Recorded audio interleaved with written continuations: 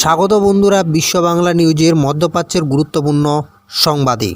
দখলকৃত ফিলিস্তিন ভূখণ্ডের দিকে ক্ষেপণাস্ত্রের ব্যারেজ নিক্ষেপ করে অবৈধ বসতি স্থাপনকারীদের আশ্রয়কেন্দ্রে পাঠিয়ে ইসরায়েলি হামলার পর ইরান তার প্রতিশোধমূলক অভিযান শুরু করেছে। ইসলামী বিপ্লবের নেতা আয়াতুল্লাহ সৈয়দ আলী খামেনি একটি টেলিভিশন বার্তা দেওয়ার পরপরই এই অপারেশন শুরু হয়, যে ঘৃণ্য ইসরায়েলি শাসনকে ইসলামী প্রজাতন্ত্রের সশস্ত্র বাহিনীর প্রতিশোধের পর অসহায় করা হবে। শুক্রবার রাতে এক বিবৃতিতে ইসরায়েলি আগ্রাসনের 24 ঘন্টার কম সময় পরেই ইসলামী রেভলিউশন গার্ডস কোর্পস আইআরজিসি প্রতিশোধমূলক অভিযান শুরুর বিষয়টি নিশ্চিত করেছে। এটিকে ট্রু প্রমিস 3 বলে অভিহিত করেছে। আইআরজিসি এর জনসংযোগ বিভাগ উল্লেখ করেছে যে লক্ষ্যগুলি ইসরায়েলি সামরিক কেন্দ্র এবং বিমানঘাঁটি সহ ডজন ডজন প্রতিক্রিয়াটিকে চূর্ণকারী এবং সুনির্দিষ্ট হিসাবে বর্ণনা করা হয়েছিল।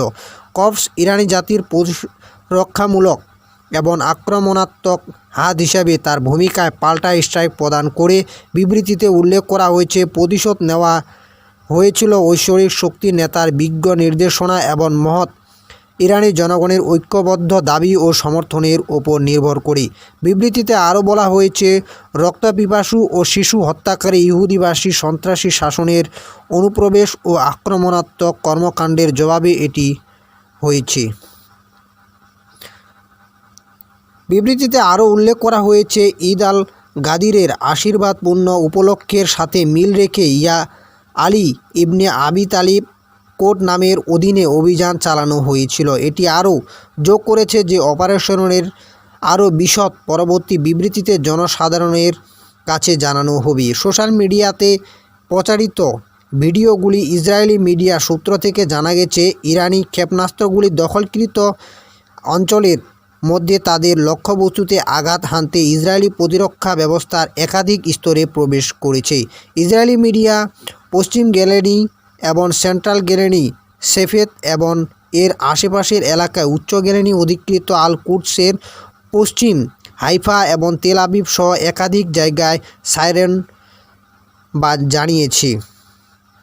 কিছু মিডিয়া রিপোর্টে বলা হয়েছে যে অভিযানের প্রাথমিক পর্যায়ে ইরানের ব্যালিস্টিক ক্ষেপণাস্ত্র দ্বারা কয়েক ডজন সামরিক স্থাপনা আঘাত হেনেছে, যার ফলে উল্লেখযোগ্য হতাহতের ঘটনা ঘটেছে। এদিকে ইরানি মিডিয়া আউটলেটগুলি জানিয়েছে যে ইরানের কিছু ক্ষেপণাস্ত্র সফলভাবে ইসরায়েলি সরকারের সামরিক বিষয়ক মন্ত্রণালয়ের সাইটকে লক্ষ্যবস্তু করেছে। এই প্রতিশোধমূলক অভিযান শুক্রবার ভোরের দিকে ইহুদিবাদী শত্রু দ্বারা উচ্চ পদস্থ ইরানি সামরিক কমান্ডার এবং পরমাণু বিজ্ঞানীদের হত্যার একটি সিরিজ অনুসরণ করে।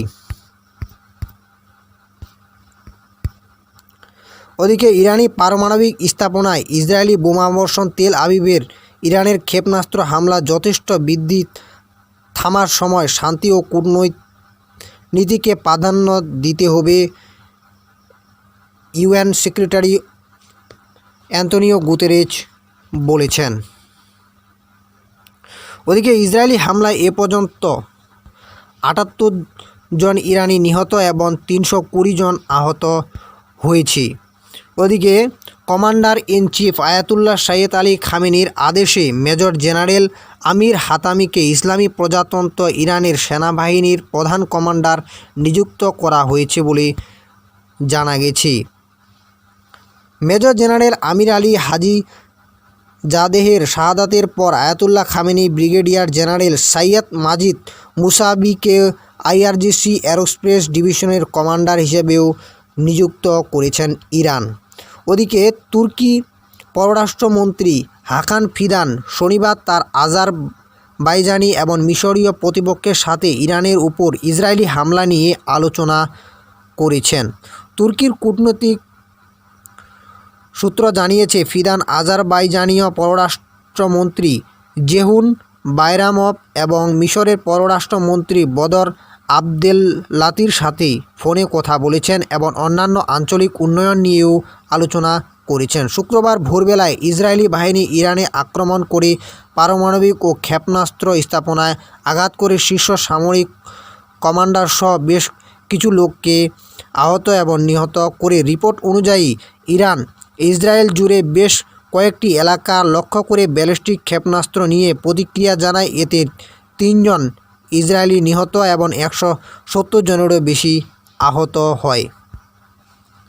ওদিকে ভেনেজুয়েলার প্রেসিডেন্ট মাদুরো বলেছেন যে নেতানিয়াহু 21 শতকের হিটলার বলে টুইট করেছেন। পাকিস্তান থেকে একটি বড় খবর। পাকিস্তানের প্রতিরক্ষা মন্ত্রী খাজা আসিফ শনিবার ইসলামিক দেশগুলোকে ইসরায়েলি দখলদারিত্বের মোকাবেলা ঐক্যবদ্ধ হওয়ার আহ্বান জানিয়ে সতর্ক করে দিয়ে বলেছেন যে অব্যাহত নীরবতা ও বিভাজন সমগ্র ইসলামিক বিশ্বের জন্য ধ্বংসাত্মক পরিণতি বয়ে আনবে।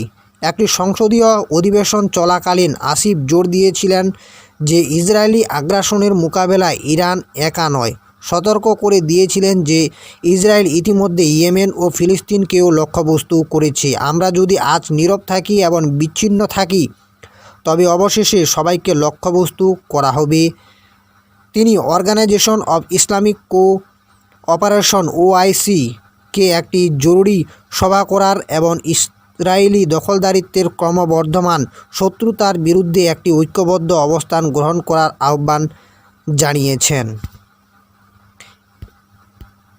এগুলি ছিল বন্ধুরা মধ্যপ্রাচ্যের গুরুত্বপূর্ণ সংবাদ।